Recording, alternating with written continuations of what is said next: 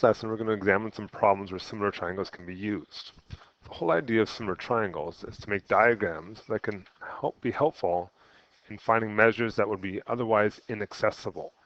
And the whole idea of a map, you can't necessarily walk from one spot to the next in the entire world, but you can use a map, a scale diagram, to kind of represent that for us. So we're going to start off with some examples here. We have Jill. She was able to determine the width of the river by simply walking alongside it and making a diagram. She wasn't able to swim across, she couldn't walk across the river, but she could figure out how big it was by using similar triangles. Her diagram looked like this. So she was able to look across the river, and then she walked down the side of it, walk straight out, and then look back at where she started from. And this is similar, assuming that she kind of walked in parallel lines here, because we have the same angles. These angles are opposites. These are the same because of our Z pattern. And of course the ones over here are the same because of the Z pattern. And because she has a scale diagram which has similar triangles that are same shape, different size, she could solve this. She could figure out how big the river was. So we'll call the river X. Then from yesterday, we can set up ratios, big and small. The big triangle has a 30. That matches up with the 4. The big triangle has an X. That matches up with 3. And I put some symbols in my diagram to help me remember which ones go with which. To solve these, we can cross multiply. 4 times X is 4X. 3 times 30 is 90. So X will be 90 over 4. Or in other words, 22.5 meters. Not necessary to walk across the river, walk through the river, swim across the river. She can do it by making a little diagram, using a little bit of math. So as I said, this lesson's all about examples. We're going to have to try and draw the diagrams today in some situations and figure out how I can use similar triangles, proportional reasoning, to solve. So let's try the next one. The shadow of a 12-meter tall tree is 3.6 meters long. So if you think about a tree, it would make shadows. Shadows appear on the ground. And if I connect it, I kind of got a triangle. It's 12 meters tall. The shadow is 3.6 meters. For our purposes, we can always assume the trees are straight up and down unless they tell us otherwise. Same with building and people and things like that. Assuming the sun is at the same angle, how tall would a person whose shadow measures 0.6 meters be? All right, so we got ourselves a person, and they're going to have a shadow, and got a triangle again. We can assume they're right angled. Their shadow is 0.6 meters tall, and I want to know how tall they are. Well, these are similar triangles, and they are because we're assuming that the sun is at the same angle. In other words, the angle down here where the sun hits the ground has to be the same. That means I can set up proportions that are equal to each other. I know in the big triangle, the 12 will match with the 6x in the small triangle. So I did big and small. I know that the 3.6 in the big triangle matches with the 0.6 in the small triangle. And I'm going to cross multiply and solve. So 3.6x equals 7.2. So x is 7.2 over 3.6, or in other words, x is 2 meters. And because we're starting to do some word problems, we should probably have therefore statements. The person is 2 meters tall. Okay. I just want to point out here a reminder that shadows always appear on the ground. A common mistake is to put them on the long side, the hypotenuse we call that. Okay, make sure shadows go on the ground. That's where your shadow appears. Right, try the next one. A right triangle has side lengths 6, 8, and 10. The longest side of a larger similar triangle measures 15. Determine the perimeter and area of the large triangle. So let's draw this. What do we know? We've got a right triangle, 6, 8, and 10. And we know for right triangles, the longest side has to be the hypotenuse. So this must be the 10. The other two sides, I don't know which one's which. They're kind of interchangeable. So 8 and 6 or 6 and 8, your choice.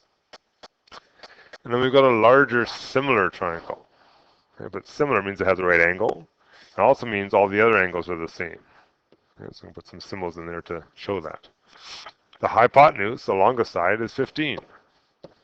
What are the perimeter and the area. Well, to find a perimeter, I need to figure out the distance around something. I need to know all my sides. I have two unknowns I need to find. How can we go about doing that? Well, let's see. What do we know? In the small triangle and the big triangle, I've got a 10 that matches with a 15 for sure, a 6 matching with an X, and an 8 matching with a Y. I'm going to use two at a time, so I'm going to use these two sets and cross multiply. 10 times X is 10X, 15 times 6 is 90, so X is 90 over 10, or in other words, 9. I'm going to use a different two sets to the next piece. So I'm going to use these and cross multiply and go this way and this way. So 10 times Y is 10Y, 15 times 8 is 120, so Y is 120 over 10, or in other words, 12. Now I can go about answering the questions they asked me for. The perimeter is the distance around. Well, the distance around is X plus Y plus the 15, that was the longest side. That's what we were given the question. But we know what X and Y are. They were 9 and 12. So we can now calculate that the perimeter is 36. Okay. I can also find the area. Area of a triangle is base times height divided by 2, where base and height meet at a 90. Well, the 90 is right here. So my base and my height are these two numbers. So in my case, already I have X times Y divided by 2. We said X was 9, we said Y was 12, divided by 2, and we'll get 54 centimeters, meters squared. And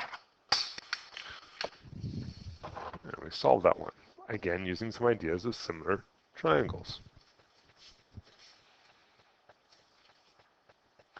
All right, let's try the next one. Next one has a picture involved in it. Okay, but the picture with triangles inside triangles, and I hope you see that there are two separate triangles here. Sometimes it might make it easier to actually redraw it. Here's my small triangle on the top. Okay. My big triangle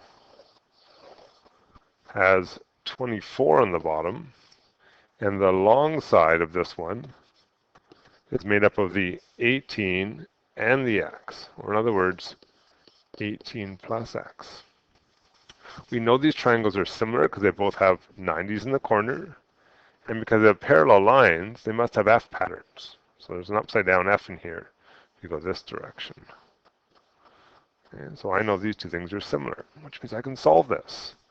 Proportional reasoning. 14 has to go with 24, small and big, and 18 has to go with 18 plus X, small and big. Make sure everything on the top is from one triangle, everything from the bottom is on the other triangle. And now we're going to have to cross multiply again. Hopefully we can get the hang of the cross multiplying part. So 14 times this, 252. But don't forget it's also 14 times x, so plus 14x equals 24 times 18, which is 432. In order to solve these, we said put numbers on the one side and letters on the other.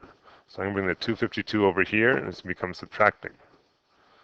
So I'll get 14x equals 180. I don't want 14x, I want just x, so 180 over 14, which comes out to approximately 12.857, or you can say 12.9 if you want to. And there's more decimals than that. Well, that's our approximate answer. So it gets a little tricky when you have triangles inside triangles, and it can be helpful to draw them separately beside. That might come in handy in this one. And this is our last one. And this one, hope you can notice, has 3 triangles inside of itself. We've got the baby one on the end here, which is 3.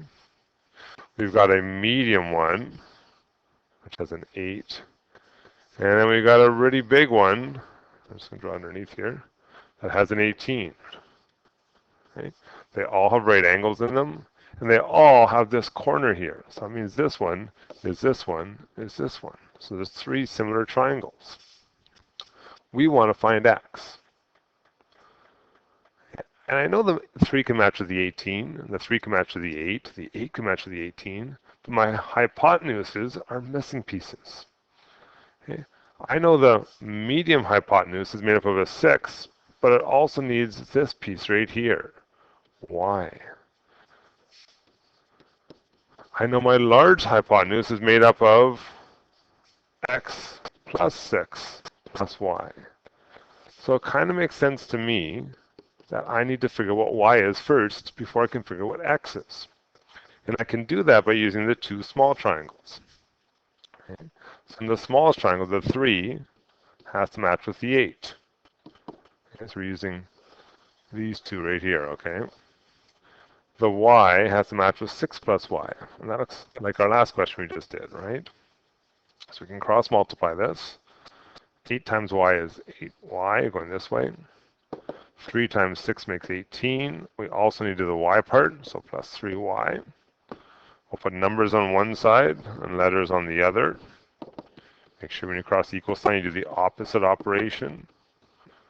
Okay, so y is whatever 18 divided by 5 is, which comes out to 3.6. Well, that's really handy, because I don't have to have y up here anymore. I can erase this piece on the hypotenuse and turn it into 3.6. Or in other words, x plus 9.6. And now I can solve for x. Okay.